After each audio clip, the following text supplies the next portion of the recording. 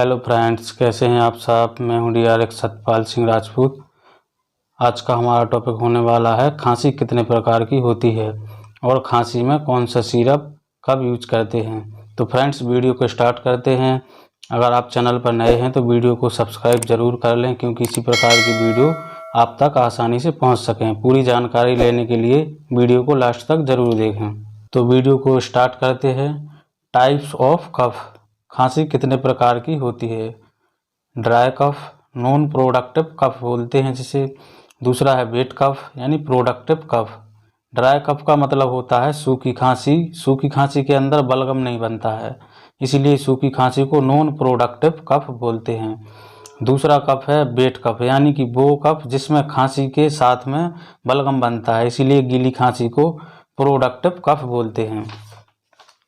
तो सिरप दो प्रकार के होते हैं, एक कफ सिरप जो सूखी खांसी में यूज होता है और दूसरा वेट कफ यानी बलगम खांसी में यूज होते हैं। इस वीडियो में आप जानेंगे कि सूखी खांसी में कौन सा सिरप लेना है, बलगम वाली खांसी में आपको कौन सा कफ सिरप लेना है।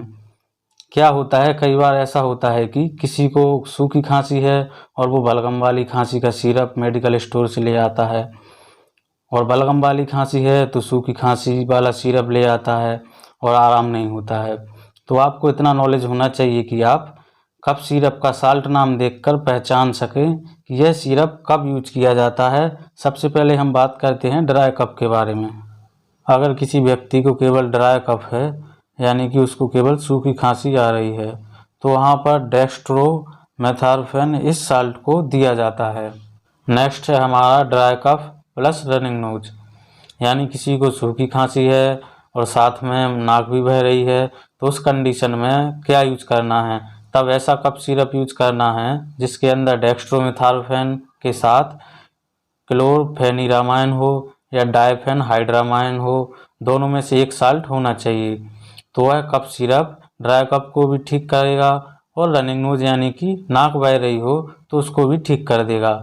जो डेक्स्ट्रोमेथार्फेन है वह ड्राई कफ को भी ठीक करता है, और क्लोरफेनिरामाइन है या डायफेनहाइड्रामाइन है वह रनिंग नोज नाक का बहना बंद कर देगा। यहाँ पर आपको ध्यान देना है, किसी को सूखी खांसी है और नाक बह रही है तो इन साल्ट का होना ज़रूरी है।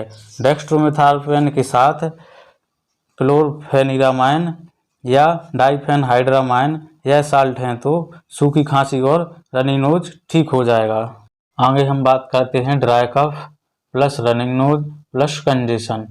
अगर किसी व्यक्ति को सूखी खांसी है, साथ में रनिंग नोज है, नाक बह रही है और साथ में कंजेशन भी है। कंजेशन का मतलब होता है नाक का बंद हो जाना, जो नाक बंद है, खुल नहीं रही हो, तब उस कंडीशन में कौन सा सिरप यूज करना है, तब ऐसा कफ सिरप यूज करना है जिसके अंदर डेक्स्ट्रोमेथार्फेन हो, क्लोरफेनिरामाइन हो और फेनाइलेफ्रीन हो। डेक्स्ट्रोमेथार्फेन ड्राई कफ सूखी खांसी को ठीक करता है, क्लोरफेनिरामाइन रनिंग नोज को ठीक करता है और फेनाइलेफ्रीन कंजेशन पर काम करता है, जो नाक बंद है उसको खोलने का काम करता है। यहाँ पर आपको ध्यान देना है, किसी को सूखी खांसी हो, नाक बह रही हो और कंजेशन है तो इन तीनों साल्ट का कॉम्बिनेशन होना चाहिए। तो इस तरीके से आपको ड्राई कफ के लिए सिरप को चुनना है। आपको मालूम होना चाहिए कि आपको क्या लक्षण हैं, सूखी खांसी है या नाक बह रही है या फिर नाक बंद है, उसी हिसाब से आपको कफ सिरप को लिया जाता है। ड्राई कफ के लिए जो भी कफ सिरप यूज किए जाते हैं वो ब्रेन के अंदर काम करते हैं, और इसका एक साइड इफ़ेक्ट होता है, इस सिरप को लेने के बाद नींद आती है। इसको थोड़ा कम करने के लिए काफ़ी कफ सिरप के अंदर कैफीन ऐड कर दिया जाता है, जिसकी वजह से हमारा माइंड थोड़ा स्टिमुलेट रहता है। ये कुछ सिरप के ब्रांड नेम हैं जो इस प्रकार हैं।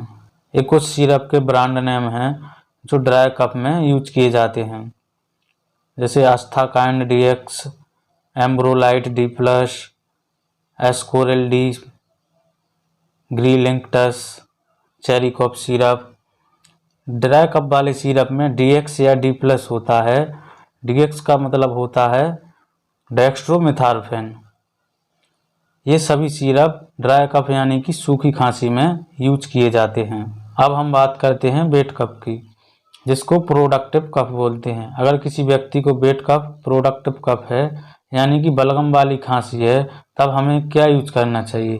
इसमें जो साल्ट यूज होते हैं जैसे कि सोडियम और potassium citrate, guaifenesin, ammonium chloride, bromhexine, ambroxol, ये सभी साल्ट बलगम वाली खांसी के अंदर यूज किए जाते हैं। ये जो साल्ट हैं या बलगम होता है उसको पतला करते हैं या उसको तोड़ते हैं ताकि वह आसानी से बाहर निकल जाए।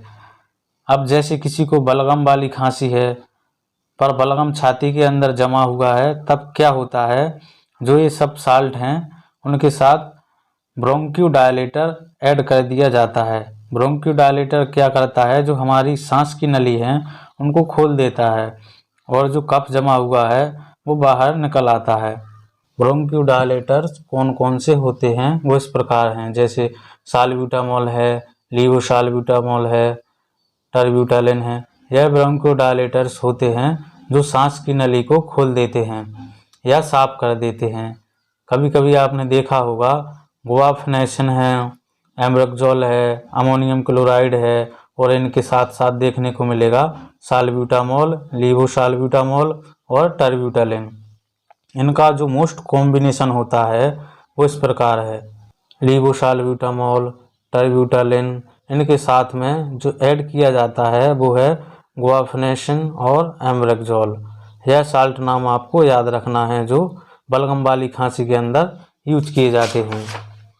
जो हमारे ब्रोंकियोडायलेटर्स होते हैं जैसे साल्ब्यूटामॉल, लीवोसाल्ब्यूटामॉल, टर्ब्यूटालिन, कभी कभी क्या होता है, इनको लेने के बाद शरीर में कंपन होना स्टार्ट हो जाता है और हमारी हार्ट रेट, दिल की धड़कन बढ़ जाती है।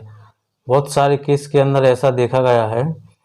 तो उस कंडीशन में क्या करना है, उस टाइम पर घबराना नहीं है। आपको क्या करना है, फैन की हवा या किसी भी माध्यम से हवा में रेस्ट करना है तो वह ठीक हो जाएगा। इन सिरप को लेने के बाद अगर कंपन होता है और दिल की धड़कन बढ़ जाती है तो यह ब्रोंकियोडायलेटर्स की वजह से होता है। एक और बात जो आपको नोटिस करनी है, जिस कफ सिरप में साल्ब्यूटामॉल, लीवोसाल्ब्यूटामॉल और टर्ब्यूटालिन है, यह तीनों साल्ट हैं, तो उसकी क्वांटिटी ज़्यादा नहीं लेनी चाहिए, उसको डॉक्टर से पूछकर ही लेना चाहिए। तो ये थे हमारे वेट कफ में यूज होने वाले साल्ट। वेट कफ में यूज किए जाने वाले कुछ कफ सिरप के ब्रांड नेम जो वेट कफ में यूज किए जाते हैं यानी बलगम वाली खांसी में यूज किए जाते हैं, जैसे Asthakind LS, Ambrolite S, Ascoril LS, Asthalin AX। Wet cough वाले सिरप में लास्ट में LS होता है या S या AX होता है। LS का मतलब होता है लीवोसाल्ब्यूटामॉल।